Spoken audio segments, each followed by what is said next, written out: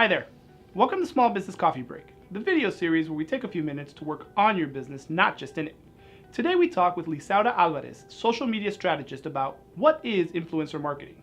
So grab a cup of coffee and let's get into it.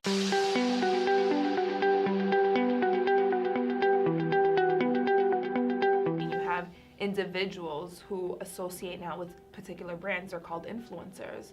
So brands are sending them their products, they're having them on their television shows because of the audience that they have behind them.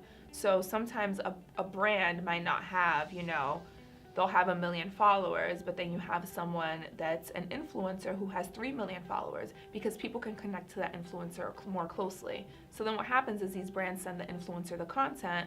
The influencer displays the content, they'll wear the t-shirt or they'll talk about the particular brand that they're promoting, and now people that specifically wouldn't be noticing that brand are now knowing about it. And right, so I'm slightly older than you are. I'm Generation X. And is that really that much difference in, say, product placement? So, right, as far as I know, the first product placement ad that was ever actually done was California Raisins, and it was in Back to the Future. Marty was coming back into the present day. Okay. And then on that bus bench that the homeless person was sleeping on was the California Raisins.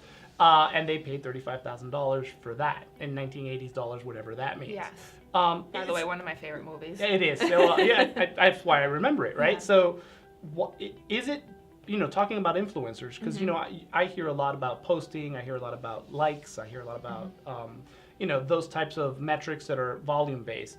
Influencer marketing, that's kind of the same product placement that was only available to California Raisins through a movie before, which may now be available to some smaller businesses depending on the markets they're trying to reach, right? Exactly. So product placement definitely does happen on social media, but one of the primary things when it comes to product placement is that you can't just, like the California Raisins, you can't just slap it anywhere.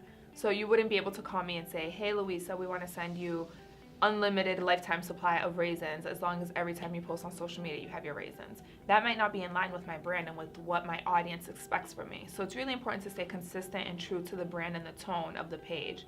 So the brands sometimes kind of want to be pushy and they want to say, well, we want to send you our product, this is what we'll do, this is what we'll do. And the influencers are like, thanks, but no thanks, because it's not in line, and then people will stop following me because they know that I'm not staying true to my tone, I'm not staying true to the content that I typically post.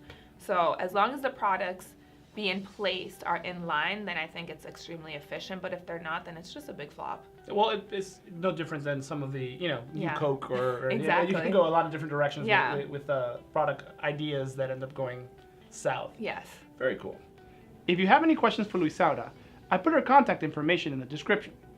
If you have any questions you'd like me to ask Lisaura or any other professional in their field, I also have my contact information in the description. See you next week for another cup of coffee and more questions answered.